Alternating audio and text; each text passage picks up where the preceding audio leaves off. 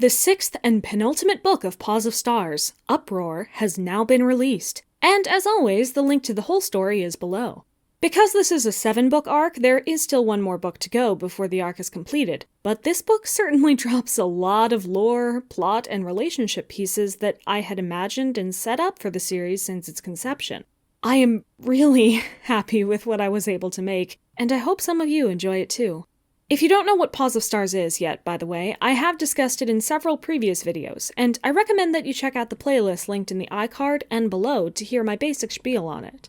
For today, though, as has become customary for release day celebrations, I will be telling you about a few members of the Dark Forest in my series, an area that shows many of the most intense and immediately obvious changes from the source material based on its larger size, altered lore, and specific hierarchical structure.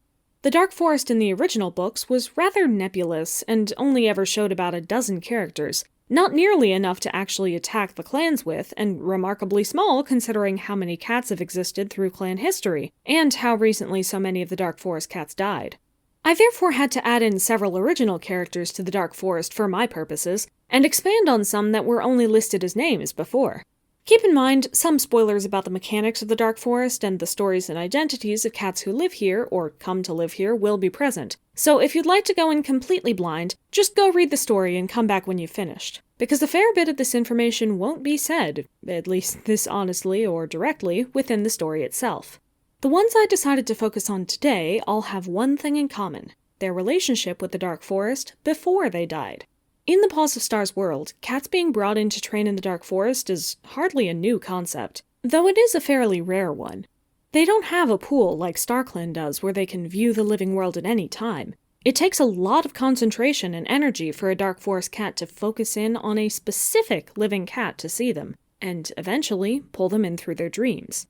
And all this even if the Dark Forest cat believes or supposes it could be possible to begin with.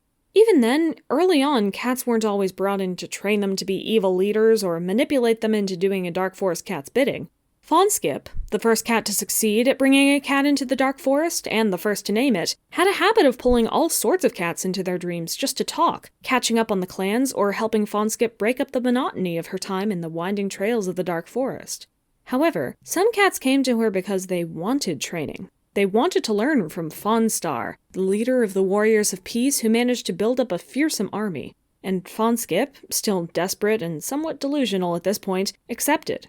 Many of the cats she met over the lifetimes she never saw again, but some, seemingly, came to haunt her, ending up in the same Dark Forest and, eventually, the same army as her. These are the stories of the two cats Fawnskip never wanted to see here.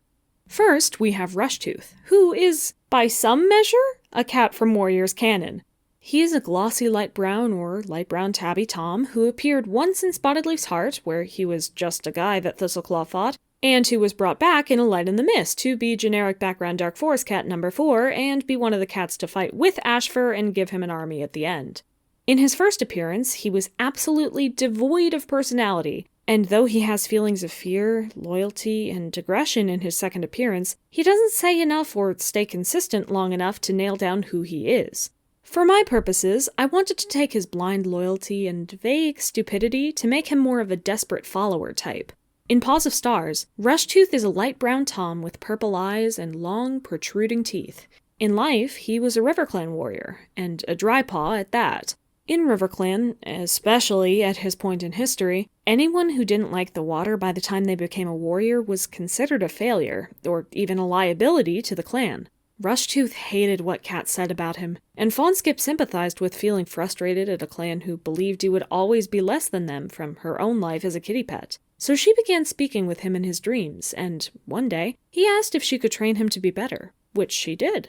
Fawnskip wasn't, and had never wanted to be, a RiverClan cat, and rivers in the Dark Forest were a rarity anyway. But she trained Rushtooth until he was stronger, fiercer, and more sure of himself, thanks to seeing who he was through Fawnskip's eyes. He didn't go on to commit any atrocities, but he considered himself more a member of the Dark Forest and Fawnskip's apprentice than he ever considered himself a member of RiverClan. And so when he died, he found himself in the Dark Forest, and also entirely separated from his mentor.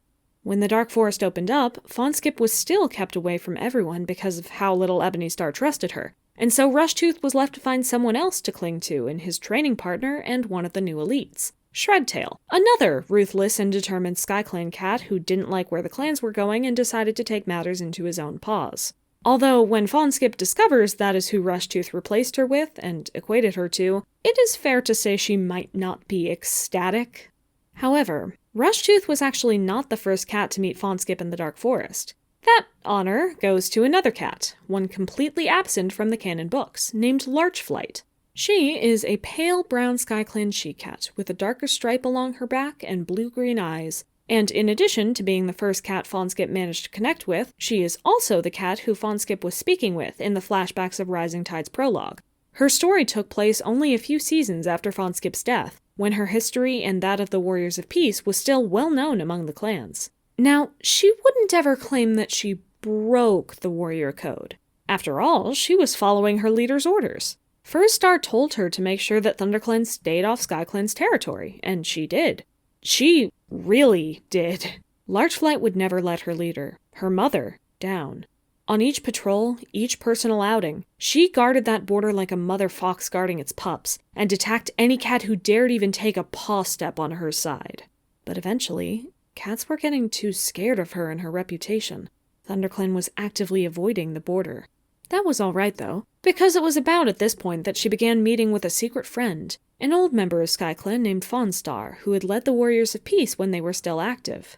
Fawnstar brought her in through her dreams to speak with her, explaining what the rogues and kitty pets had done and how she had failed her mission of peace.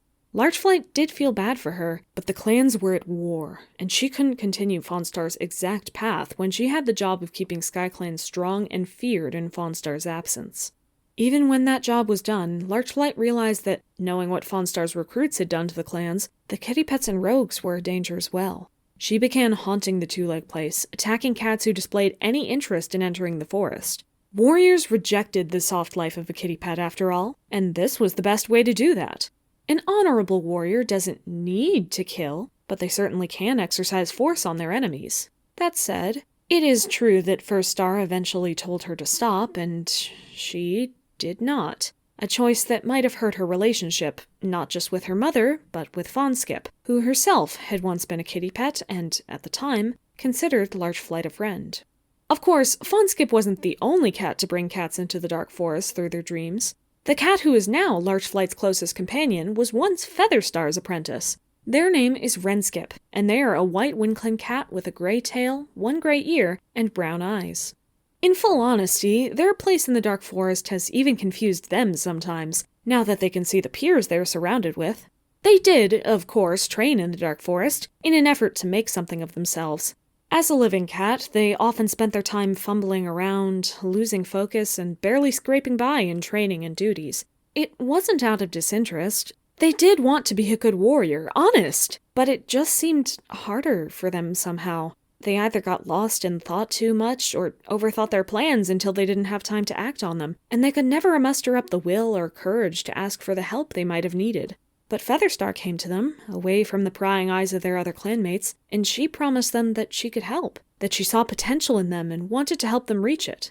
Wrenskip was all too grateful, but they never got to reach that potential or do anything grand themselves before they passed away in a green cough bout that took a couple of other cats as well.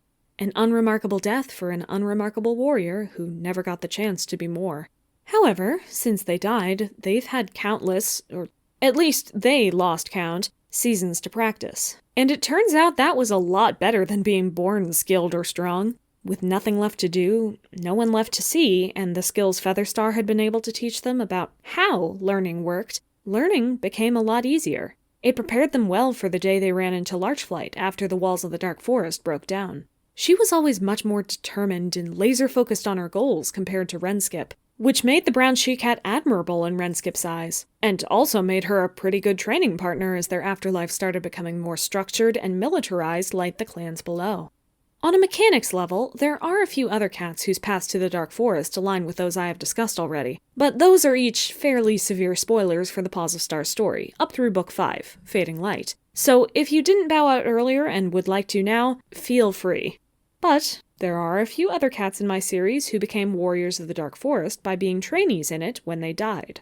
This includes Antpelt, as was true in canon, since he was killed by Ivypool as a test to make sure she was loyal and capable of vicious resolve before they gave her any status. But Mousewhisker and Oakfur also became members this way. Mousewhisker and Minnowtail were training with Snowtuft and Silverhawk respectively, since they were young apprentices. So when Mousewhisker died of Greencough, he appeared in the Dark Forest as well, and wasn't able to contact Minnowtail or either of their mentors. He did have an advantage over other Dark Forest cats since he knew contact was possible, but even then it took him several moons to figure out how to bring Minnowtail to him through her dreams, and even longer for all four of them to reunite once the Dark Forest's walls broke down. Oakfur, meanwhile, was by and large an average trainee. He and Ratscar began training with Sparrowfeather and Featherstar respectively once Tigerstar and Ebonystar started asking more cats to take on apprentices. They were enjoying themselves, but they were also less emotionally attached to the place as a whole than many other trainees were. It was actually the battle that killed Oakfur that ultimately convinced him to ally with the Dark Forest, showing how dangerous and volatile clan relations had become, and how important it was for them to stop these pitiful, useless wars. As he and Brackenfur killed each other and he was sent to the Dark Forest, he was satisfied with his choice, and his continued choice to fight at the Dark Forest side in the upcoming battle, if it does come to a battle at all. But in all this time, he hasn't learned that it was Ivypool, under the Dark Forest's own orders and manipulations, that started the battle to begin with. I think it's fairly clear at this point, from the videos I've made and the story that has been written up until now, that cats in the Dark Forest tend to have a very complicated mix of relationships with it. Some were brought up into it by an idol or friend in their dreams, some came out of guilt for their own actions, some considered it a badge of honor or never wanted StarClan to begin with, and some were simply aligned with the wrong cats at the wrong time. The Dark Forest isn't, and as far as I'm concerned, never should have been, simple. But its complexity and the mix of cats who now live in and are ready to fight for it will make defeating them a much more daunting and much less simple task than our protagonists may have hoped for. As for me, I just hope you all enjoy the new book, Uproar, if you decide to read it. And rest assured that I have a lot of plans for the grand finale. I hope it can live up to some of your expectations, but at the very least, I want it to live up to mine. As always, thank you for watching, reading, and telling me about your thoughts. You really have no idea what it means to me to be able to share this story with you.